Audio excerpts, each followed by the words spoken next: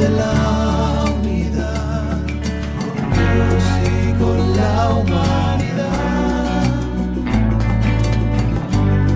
en busca de la unidad. Hola, bienvenidos a En Busca de la Unidad. No se les olvide suscribirse, darle a la campanita y seguirnos también en nuestras redes sociales. Estamos en Facebook, también estamos en Instagram.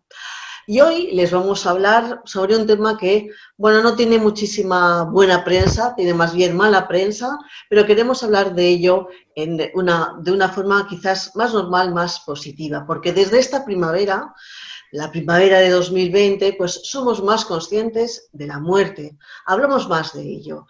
Los informativos, en los medios, los periódicos, las redes sociales, todo nos informan a diario, casi minuto a minuto, de las personas que, bueno, se está llevando la pandemia del COVID-19. Y por una vez en mucho tiempo, la muerte, pues parece que nos esté tocando más de cerca, que ya no son muertos que están en algún país lejano, de alguna hambruna, que se están muriendo por alguna hambruna en algún país lejano o por alguna guerra olvidada. Y muchas veces hablamos de estas muertes de una forma trágica y efectivamente también la muerte viene pues trágicamente, pero hablar de la muerte como un hecho de la vida misma, porque al fin y al cabo la muerte es pues la única certeza de la vida, es el propósito de las comunidades compasivas. Y con nosotros tenemos hoy a dos mujeres que colaboran desde la sanidad con esta iniciativa, las comunidades compasivas, que tratan de hacer de la muerte un trance más fácil para el que va a morir y también para la familia. Tenemos con nosotros a Cristina Casanova. Hola. Hola, buenas tardes. Hola Cristina, eres enfermera en un centro de salud de Carabanchel, en Madrid. Y a Monse Pérez. Hola. Hola. Monse, tú eres médico de paliativos, ahora también estás trabajando en hospitalización a domicilio en el Hospital Comarcal del Bidasoa, en el País Vasco, y mucho tiempo has trabajado en urgencias. Cristina, empezamos por ti porque, bueno, tú tienes una especie de cargo, ¿eh? Tú eres embajadora de las comunidades compasivas en Madrid. Y bueno, cuéntanos un poco qué es ser embajadora de comunidad compasiva y al mismo tiempo qué es una comunidad compasiva. Sobre todo eso. Empieza por ahí, por favor. Pues muy bien. Mira, comunidad compasiva, la verdad es que es un término, una experiencia mucho más amplia que lleva tiempo, ¿no? Desde distintos países. En España está en distintas ciudades y en Madrid el proyecto es muy pequeñito. Las distintas ciudades tienen como distinta forma de abrirse a las ciudades. En Madrid ha sido el ayuntamiento el que lleva este proyecto adelante. Y lo lleva solo, es un proyecto piloto en Carabanchel, de momento a ver cómo empieza a funcionar. Entonces, ya lo que significa comunidad compasiva está muy relacionado con las pérdidas y con el final de la vida. Y es acompañar el proceso de morir, el proceso del duelo para el que se muere, el proceso del duelo para el que se le muere un ser querido, pero no que quede en el ámbito solo de lo personal y del individuo como algo abstracto, sino que hay toda una comunidad alrededor que eso lo acompaña. Es algo que se ha hecho antiguamente, se hacía más veces, se hacía mejor, se hacía mucho en los pueblos, donde era como más fácil conocer que se estaba la familia o la persona que estaba en este proceso de morir, o alguna familia que se le había muerto ya a un ser querido, y había muchas más redes vecinales que esto lo acompañaban y lo apoyaban. Y un poco es eso, recuperar ese espíritu, de no estar solo ni como familia ni como persona que va a pasar por ese proceso en esos momentos. Monse, tú llevas mucho tiempo trabajando en paliativos y has visto pues a muchas personas bueno, pues hacer esa desconexión, pero hay ciertas personas que, bueno, pues parece que tienen más dificultad que otras a hacer esa desconexión, a morirse. Cuéntanos alguno de estos casos que te han ocurrido. Lo que apreciamos cuando estamos acompañando a las personas en el proceso de morir, sí que apreciamos cómo esas sensaciones que van teniendo y cómo ellos van desconectándose, ¿no? De la misma manera que en el proceso del parto científicamente hay una dilatación, hay unas contracciones, hay un proceso de nacer, en el proceso de morir también esto existe. Y muchas veces nos damos cuenta que hay interferencias. Nosotros decimos que hay interferencias cuando hay familias que no dejan de alguna manera morir a su muriente, a su familiar en ese proceso de morir. Y bueno, pues ejemplos tengo unos cuantos, ¿no? Pero por ejemplo recuerdo con mucho cariño una familia de Bilbao que eran bastantes hijos, de una mujer que se había quedado viuda muy joven y había criado con mucho esfuerzo a sus hijos, y nadie entendíamos en el espacio en el que estábamos qué le ataba a esta vida, porque físicamente y analíticamente y clínicamente no había una lógica para que ella estuviera todavía con nosotros. Entonces empezamos a observar y quedamos pendientes en esa observación de la familia en su conjunto, que siempre que atendemos a una persona en su proceso de morir atendemos tanto a la persona como a su familia, y encontramos que había dos hijas que le mantenían con la esperanza de volver a su caserío, a su pueblo, a su sitio, ¿no? Entonces, hablando con ellas y desde el afecto y desde el cariño y entendiendo el dolor que tenían con la despedida de su madre, les comentamos que intentaran cambiar esa conversación y empezaran a hacer una conversación en la línea de vamos a seguir unidos, vamos a estar juntos, lo que tú siempre has mantenido y has cuidado, el caserío, la familia, lo vamos a seguir manteniendo y perpetuando. Y en compañía de estas dos hijas, esa misma noche, la mujer falleció y bueno, pues en una tranquilidad. Y bueno, pues de esas hay más historias, ¿no? Pues si algún día queréis os cuento más historias.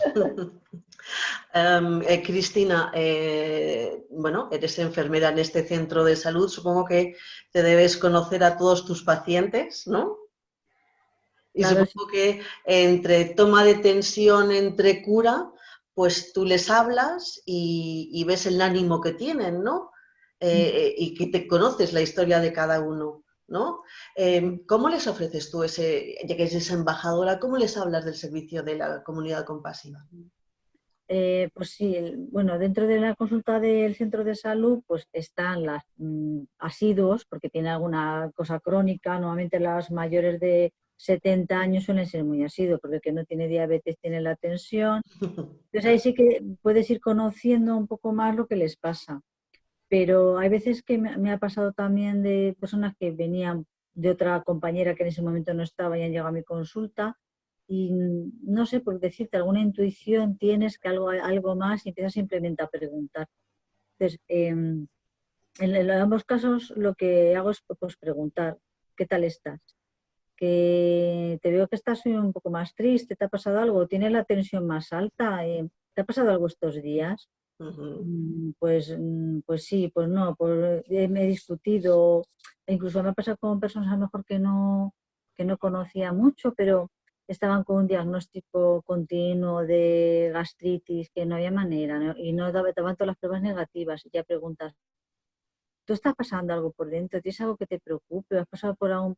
Y la verdad es que la gente normalmente te lo cuenta, es como que le das esa oportunidad.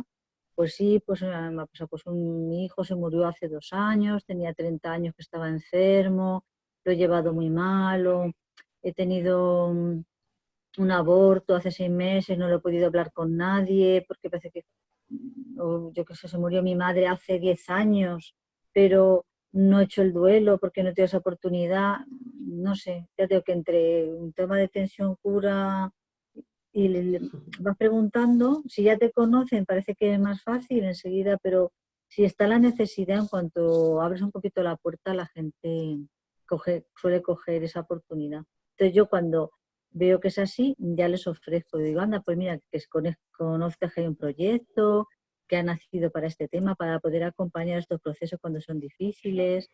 Y entonces yo doy esa información y les pongo en contacto con el proyecto Y luego ellos son personas que suelen seguir viniendo a la consulta otras cosas y yo les sigo preguntando, ¿qué tal estás? ¿Has ido? ¿No has ido? ¿Cómo has visto? Pero sí, normalmente a veces en 2 o 3 veces veo, porque son reacios y les voy a seguir viendo, pues espero una otra oportunidad más para volverle a preguntar o ¿quieres que te mande a este sitio? Y esas cosas. Y supongo que habrá un servicio de psicólogos, ¿no? O de personas que acompañan en ese momento, ¿no? Mm. A la familia, claro.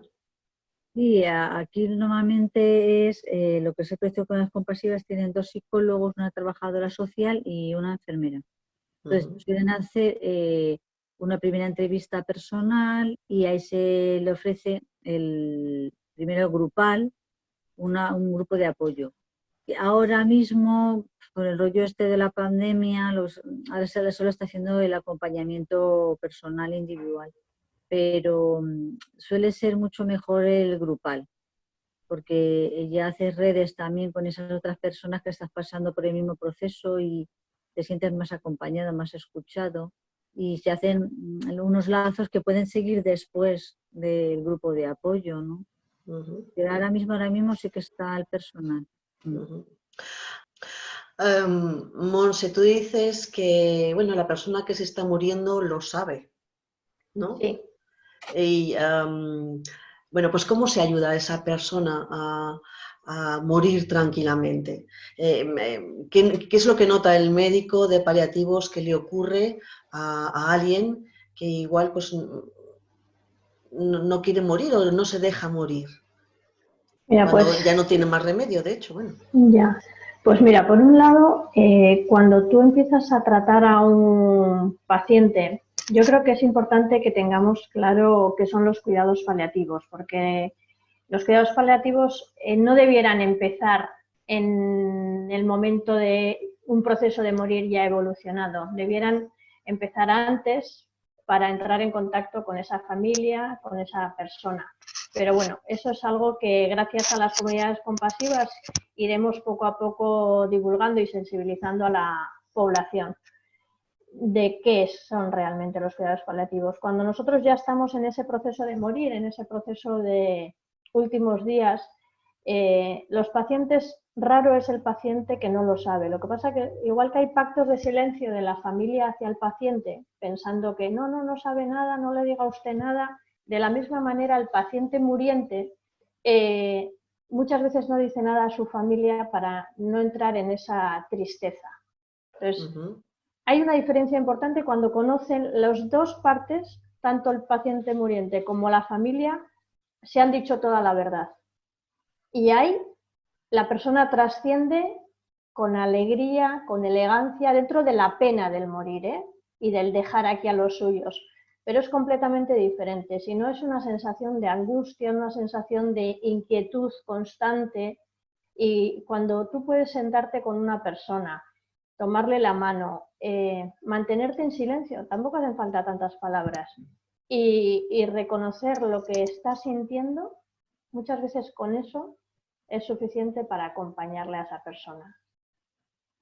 Luego existe la química que nos ayuda a que la parte clínica de sufrimiento no exista, que no exista dolor, que no exista disnea, que no exista otra serie de sintomatología que pueden hacer un poco más complicado el proceso de morir. Pero hay muchas personas que lo único que necesitan es tener una mano y notar esa presencia. Y si es de su familia, muchísimo mejor.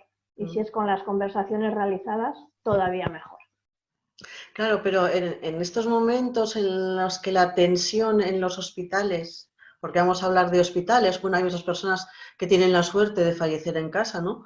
Pero que hay tanta tensión y que incluso, bueno, pues los familiares no pueden ni entrar en los hospitales, cómo se acompaña? Porque tampoco los médicos les da tiempo, ¿no? Bueno,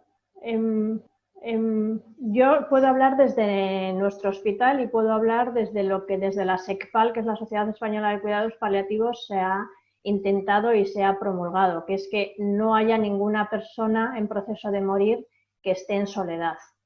Sí que es cierto que es complicado, pero bueno, pues se ha intentado que en todos los hospitales, cuando creemos que esa persona ya está en ese momento, se pueda alguien de la familia entrar. Luego hay familias que deciden de motu propio no entrar, sobre todo me estoy refiriendo más a pacientes COVID positivo, porque en un paciente que está falleciendo por otra causa normalmente sí suelen estar.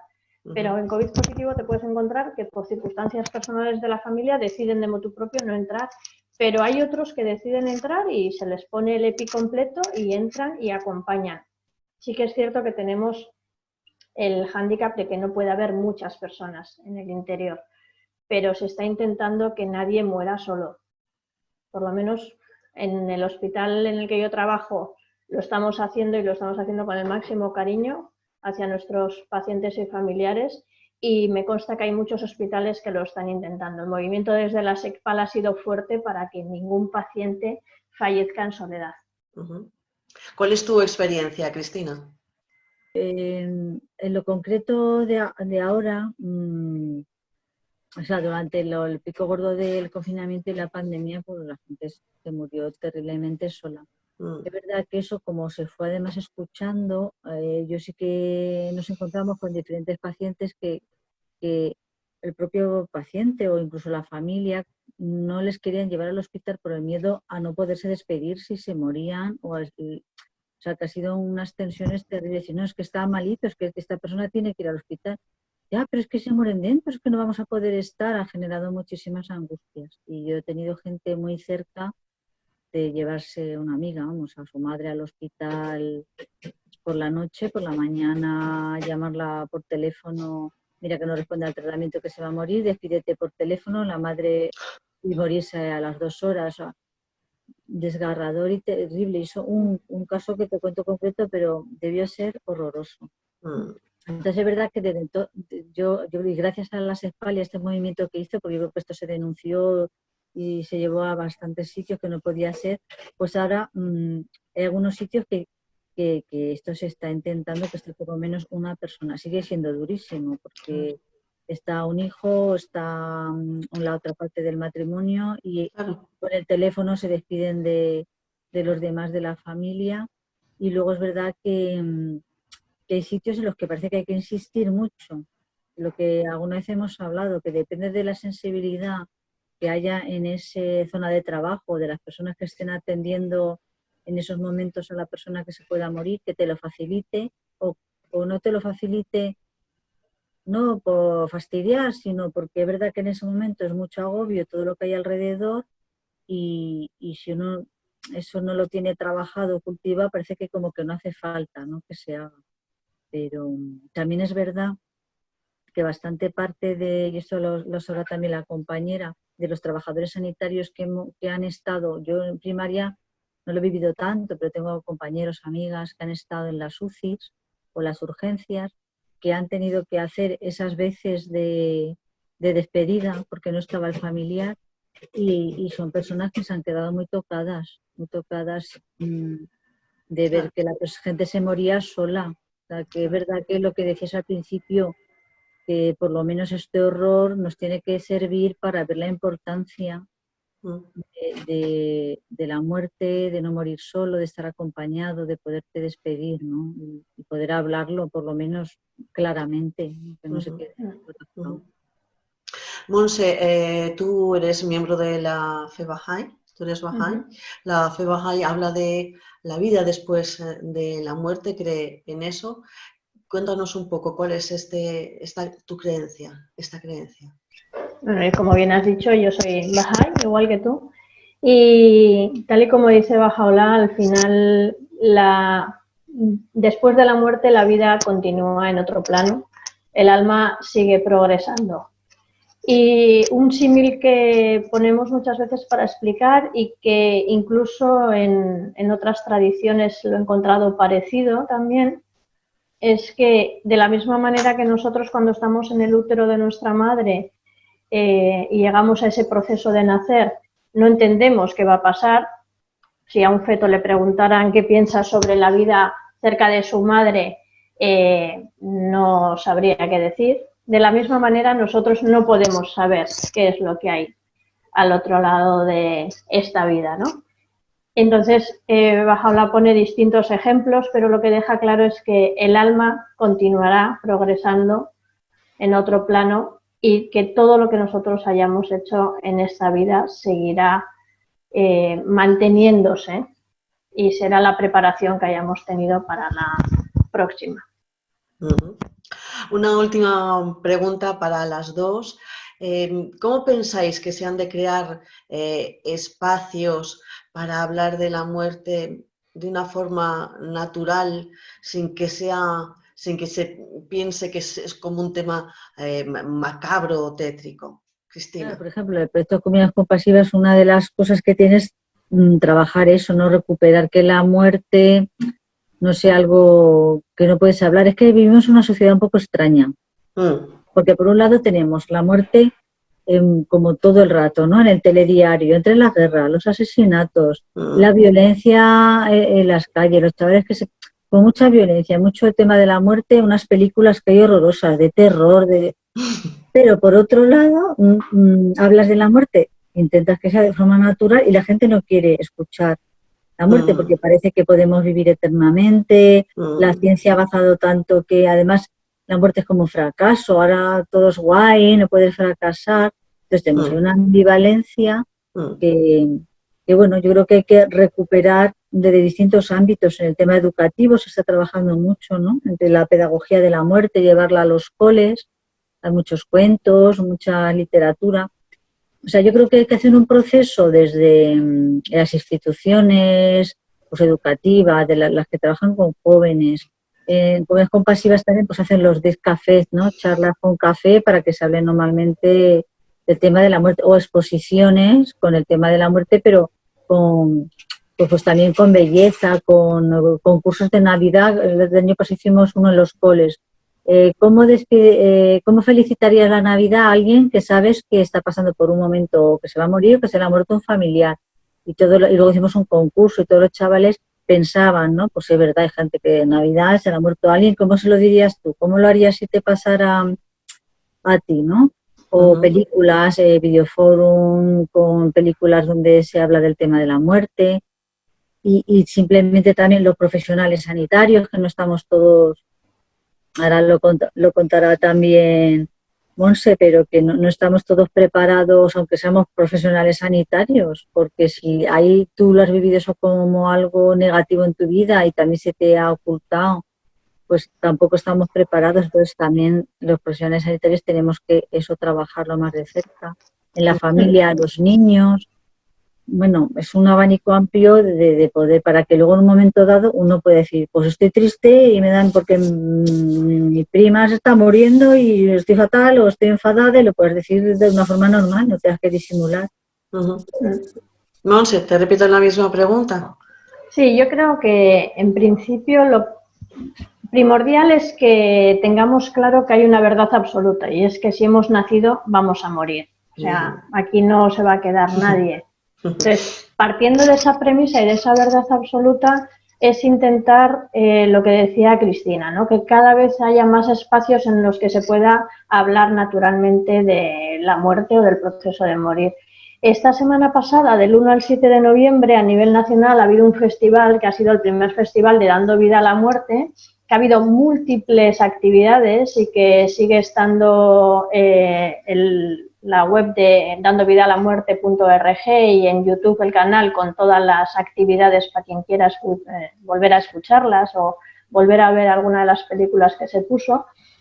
Y creo que son esas cosas de divulgación y sensibilización las que tenemos que promover desde los distintos espacios, bien sean las ciudades compasivas. Nosotros, por ejemplo, aquí en Bidasoa estamos con el proyecto de Bidasoa Surekin Comarca Compasiva también, bien sea con conversaciones significativas desde la comunidad Bahá'í como miembros de una comunidad nacional, desde donde sea, con nuestros niños, en distintos espacios, pero que sea algo natural. Y sobre todo, cuando estamos en el ámbito sanitario, es muy importante recordar a los compañeros que somos capaces de curar, pero que cuando no podemos curar, todavía podemos y tenemos la obligación de cuidar. Y debemos cuidar a nuestros pacientes y debemos cuidar a sus familias. Entonces, si yo como persona sea sanitaria o sea de la profesión que sea, no he trabajado mi propia muerte, no me he cuestionado mi finitud y me pienso que soy inmortal o me gustaría serlo, va a ser muy complicado que pueda acompañar a alguien en su proceso de morir, porque voy a tener muchos inconvenientes para efectuar ese acompañamiento de una forma digna. Entonces yo creo que lo primero que tenemos que hacer todos los que estamos moviéndonos alrededor de los cuidados paliativos, del acompañamiento en el proceso de morir, en las ciudades compasivas, los Dit Café, es hablar naturalmente. Durante el festival, los muros de antes de morir quiero han sido preciosos. Se han puesto por toda España y ha habido un montón de muros y un montón de alusiones a antes de morir qué quiero hacer en todos los sitios. Entonces, bueno, pues es estar ahí, ¿no? Acompañar a todas las personas que estamos un poco en ese proyecto y acompañar a nuestras personas mayores y a nuestras personas delicadas de salud que están más cerca de ese proceso de morir, sin olvidarnos que cualquiera de nosotros en cualquier momento podemos fallecer. Por eso Baha'u'lláh dice que es tan importante que todos tengamos un testamento hecho, porque eso ayuda a que todos los que están alrededor nuestro sepan cómo hay que organizarse después de que nosotros hayamos muerto, porque a veces no nos damos cuenta y es muy importante. Y por eso también es muy importante poder hablar tranquilamente de la muerte cuando alguien se está muriendo, porque nos perdemos la oportunidad de despedirnos de esa persona que se está muriendo si no queremos hablar con ella, de saber cómo quiere que se hagan las cosas, de saber qué siento yo, y me da igual en la edad que tenga la persona que está muriendo y la persona que está acompañando el proceso de morir. Los niños que se están muriendo, que los tenemos, aunque haya gente que quiera no verlos, los niños se mueren, y a los niños que se mueren, sus hermanos se quedan sin esos niños y en sus clases se quedan sin esos niños. Entonces, trabajar la pedagogía de la muerte, como decía Cristina, es muy importante también. Entonces, yo creo que nos queda mucho, mucho trabajo por hacer. Bueno, pues muchas gracias a las dos, a Cristina Casanova, enfermera en un centro de salud en Carabanchel, en Madrid, y a ti, Montse Pérez, médico de paliativos en el País Vasco. Muchísimas gracias a las dos por haber estado aquí, sobre todo por vuestro trabajo y por estar colaborando en esta iniciativa tan carismática y tan llena de sensibilidad. Muchísimas gracias a las dos. Ya, A ti, Miriam, por vuestro trabajo. Momento. Gracias.